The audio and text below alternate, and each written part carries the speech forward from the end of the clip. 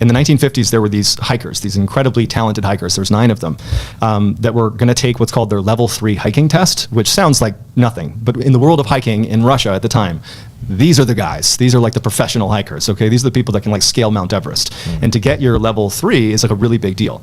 At the time in the 1950s, they didn't have cell phones or anything. So in order for them to take the test to prove their level 3, they needed to go through a fairly treacherous route up into the Ural Mountains, which are covered in snow, very icy and steep. But they can't talk to these hikers while they're out there. And so the team that puts on the level 3 test, they organize these checkpoints throughout this stretch in the Ural Mountains that are spaced apart by like several miles. And it's just like random hikers in camps. And at certain intervals, they would have to reach these checkpoints in order to not only be accounted for, but to prove they're going the way they're supposed to be going. And so these 9 young, super athletic, super happy, and this is also very well documented. It was all filmed. There's loads of pictures. They're haunting, by the way. These 9 hikers, they take off and they begin this journey into the Ural Mountains, and they reach their first checkpoint, I believe, and then they reached this mountain pass. And a lot of this stuff is speculation, but it's believed they reached the foot of this mountain, and everything's snow. There's nothing. It's like this wide open snowy canvas, and there's this huge mountain that's covered in snow, and there's a storm coming, and it was late enough in the day where they either had to sprint basically to get up and over the ridge to be safe on the other side, or they had to wait for the next day for the storm to pass. Because if they began going up this mountain, where they did need to go eventually, and the storm hit or it got too dark, they'd be completely like wide open. There's no trees, there's nothing stopping them. Like you never want to be on an open face of a mountain in the middle of a storm. And so they believe that the group, remember, these are highly skilled hikers. These are like the best. They decided to make the journey up this mountain, and they stopped halfway. They picked the most exposed spot ever. And so the assumption is they gambled wrong, they had nowhere to go, and so they pitched their camp, these little crappy tents, in the middle of this mountain, and they weathered the most horrific snowstorm ever. But at some point in the middle of the snowstorm, the hikers were broken up into, I think, 3 different tents.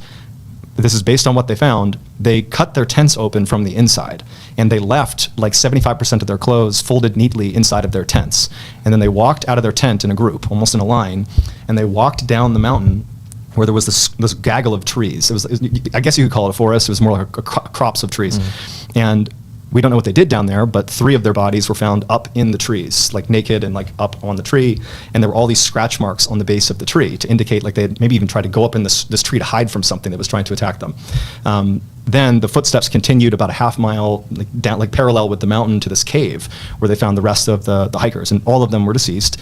But the ones in the cave, they had exchanged clothing. So like the men were wearing the women's clothes, women were wearing the men's clothes, and several of them had pieces of their face. They looked like they had been bitten off, like lips, nose, ears, and some of them were radioactive, like their skin was radioactive, their clothes were radioactive, and so they're all dead. And so there's just no clue what happened to them. At the same time, the Russian military was doing an exercise in the Ural Mountains, and that night, one of the senior people of this military command noticed overhead there were all these strange lights, which coincided with where these hikers were, like these really, think UFOs basically. All these lights over the mountain, and he actually called it in that he thought there was potentially another military unit, like potentially an enemy, like operating in the Ural Mountains. And it was officially documented that there were these unidentified objects floating around the area where this all happened.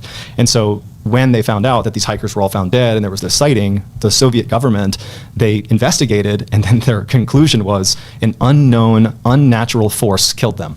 Case closed. And they didn't give any more information about it. It was immediately swept under the rug, and no one was allowed to investigate it. It was literally kept under like lock and seal.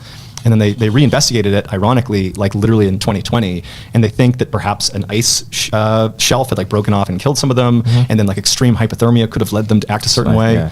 But like it doesn't explain the radioactivity, it doesn't explain the lights in the sky. There's a lot of things that go unanswered.